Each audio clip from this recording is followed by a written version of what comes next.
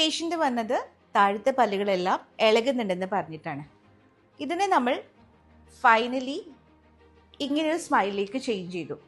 ഇനി നമ്മൾ ഈ ഒരു സ്മൈൽ ട്രാൻസ്ഫോർമേഷൻ്റെ സ്റ്റോറിയാണ് ഷെയർ ചെയ്യുന്നത്. ഇതെങ്ങനെ ചേഞ്ച് ചെയ്തു, എത്ര നാളുകൊണ്ട് ചേഞ്ച് ചെയ്തു എന്നുള്ളത് പോലെ തന്നെ ഇമ്പോർട്ടൻ്റ് ആണ് ഈ പ്രശ്നം പേഷ്യൻ്റ് എന്തുകൊണ്ട് വന്നു എന്നുള്ളത്. ഇനിഷ്യലി പേഷ്യൻ്റ് പ്രസൻറ്റ് ചെയ്തത് ഈ ഒരു സിറ്റുവേഷനിലായിരുന്നു. ഈ സിറ്റുവേഷനിൽ പേഷ്യൻ്റ് എങ്ങനെ എത്തി എന്നുള്ളതും അതുപോലെ തന്നെ ഇമ്പോർട്ടൻ്റ് ആണ്. ഇതിൽ നമുക്ക് കാണാൻ കഴിയുന്നത് ഒരു ചെറിയ ഡെഞ്ചറാണ് പേഷ്യൻ്റ് യൂസ് ചെയ്തിട്ടുള്ളത്. തൽക്കാലത്തേക്കൊരു സൊല്യൂഷൻ എന്ന് പറഞ്ഞ് നമുക്ക് പലപ്പോഴും പുഷ് ചെയ്തൊരു ഡെഞ്ചറാണ് ഈ ഒരു ഡെഞ്ചർ.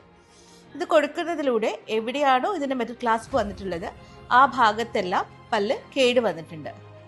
കാണാൻ സാധിക്കുന്ന ഇവിടെയെല്ലാം പല്ല് കേട് വന്നിട്ടുണ്ട്. അതുപോലെ തന്നെ ബാക്കി പല്ലുകൾ ഇരിക്കുന്നതോടുകൂടി ഈ ഡെഞ്ചർ ഇരിക്കുന്നതിൻ്റെ ബാക്കിയുള്ള പല്ലുകൾ, ഈ പല്ലുകളെല്ലാം ഇളകാനും സ്റ്റാർട്ട് ചെയ്തിട്ടുണ്ട്. ഒരു പക്ഷേ പേഷ്യൻ്റ് ഒരു 1 or 2 years ബിഫോർ ഈ ഡെഞ്ചർ ചൂസ് ചെയ്യുന്നതിന് പകരം വളരെ നല്ലൊരു ട്രീറ്റ്മെൻറ്റിലേക്ക് പോവുകയായിരുന്നെങ്കിൽ പേഷ്യൻ്റെ വായിലുള്ള ഇത്രയും പല്ലുകൾ പേഷ്യൻറ്റിന് ഇന്നും റീറ്റെയിൻ ചെയ്യാൻ പറ്റുമായിരുന്നു. പക്ഷെ നമ്മളുടെ അടുത്ത് വന്ന സിറ്റുവേഷൻ എന്ന് പറഞ്ഞു കഴിഞ്ഞാൽ ഏതൊക്കെ പല്ലുകൾ വായിലുണ്ടോ ആ പല്ലുകളെല്ലാം ഇളകുന്ന അവസ്ഥയിലാണ് താഴത്തേക്ക് വന്നത്.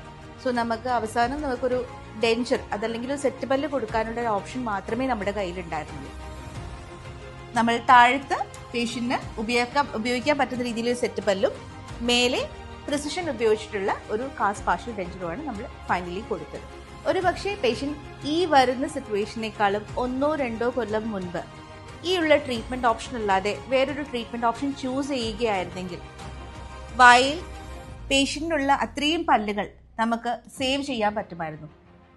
പേഷ്യൻ്റ് വന്ന അവസ്ഥയിൽ നമുക്ക് ഈ പല്ലുകളൊന്നും പേഷ്യൻ്റ് വായിൽ നിർത്താനുള്ള യാതൊരു വഴിയും ഉണ്ടായിരുന്നില്ല. ഈ പല്ലുകളാണെങ്കിൽ കേടുമാണ്, അതുപോലെ തന്നെ ബാക്കിയുള്ള പല്ലുകൾക്ക് നല്ലവണ്ണം ഇളക്കവും സംഭവിച്ചിട്ടുണ്ട്. സോ നമ്മുടെ അവസാനം നമ്മൾ കൊടുത്തത് എന്താണെന്ന് വെച്ച് കഴിഞ്ഞാൽ താഴെയുള്ള പല്ലുകളെല്ലാം പറിച്ച് ഒരു സെറ്റ് പല്ല് കൊടുക്കുകയാണ് ചെയ്തത്. മേലെ പ്രിസിഷൻ ഉപയോഗിച്ചിട്ടുള്ള ഒരു കാസ്റ്റ് പാർഷ്യൽ ഡെഞ്ചറുമാണ് നമ്മൾ കൊടുത്തത്.